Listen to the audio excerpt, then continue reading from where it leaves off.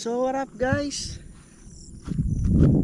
So nandito tayo ngayon sa Mount Talamitam.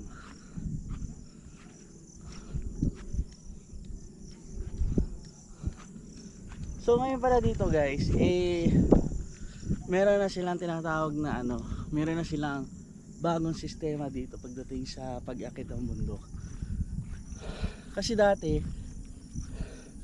lagi kaming umakyat dito.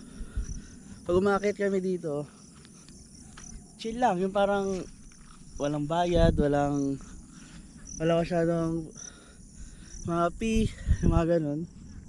Pero ngayon, marami nang, di naman siya sa madami, parang ang dami lang marami lang, meron lang mga konting fee.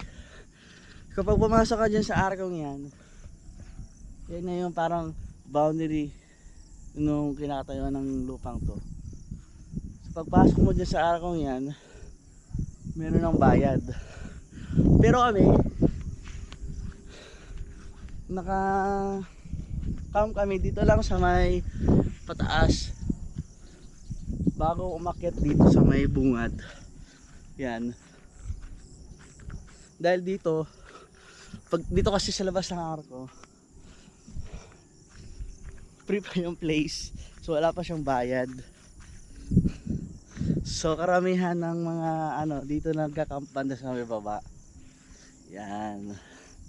So yun na rin, dito na rin namin pinili mag-camp.